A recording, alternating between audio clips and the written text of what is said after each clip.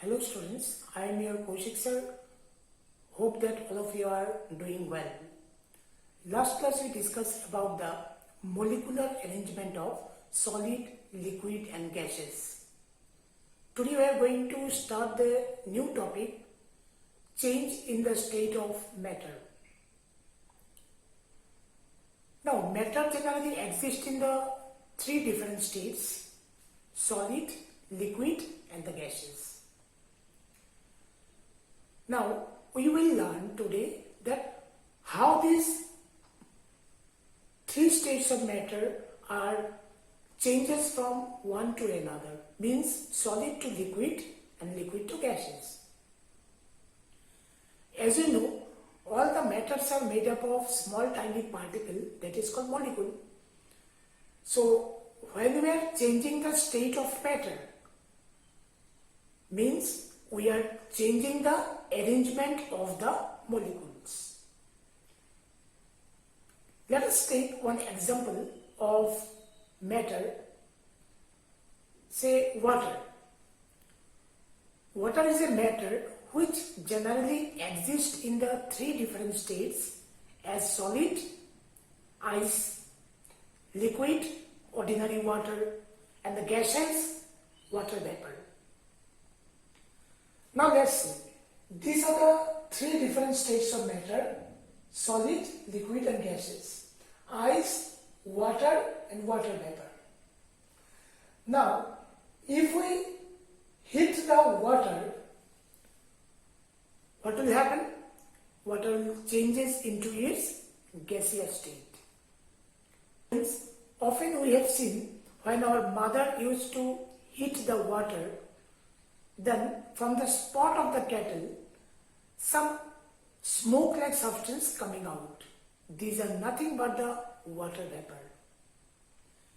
And the process by which the water is converted into the water vapor, that process is called evaporation. If I take out some ice cubes from the freezer and kept it in a container, after a certain interval of time, we will notice that all the ice melts. Now, why do the ice melts? Because the ice particle take the temperature from the atmosphere and they changes into their liquid state. So see, any solid on heating, when they convert it into their liquid state, that process is called melting. So, melting is a process, evaporation is a process. During melting, solid converted into the liquid state. During evaporation, the liquid converted into the gaseous state. And this both takes place on increasing temperature. Means we need to heat them. Now see, can we get back the water from water vapor? Yes. How do we get rain? The rain is nothing but the water drops which we obtain from the water vapor. The water vapors are responsible to form the clouds. As the cloud get condensed, means cool down, they again come back to the water. So see, we can obtain back the water from its vapor by cooling. That process is called condensation. Now, as you get the water, can we get the ice from the water? You are well known about that. If we keep some water in the refrigerator, in a deep freezer, then definitely we are going to get back the ice. So that process of converting liquid water into its solid state is called freezing. So freezing is a process, or also it is known as solidification. So freezing or solidification is a process during which the liquid converted into its solid state on cooling. See, we learned the 4 different processes: melting, evaporation. This both takes place on heating. Next we got condensation and freezing. This both takes place on cooling. Thus, we have seen that all the 3 states of matter are interconverted from one another, either by heating or by cooling. Now let us learn another one topic, that water is one of the state of a matter. What are the substances that can be dissolved in water? We can dissolve solid in water, liquids in water, and the gas in water. Let's see. Let us take a glass of water and add some sugar to it. After stirring, we will notice that the sugar crystals disappear. What happened to the sugar crystals? Let me to explain. As we know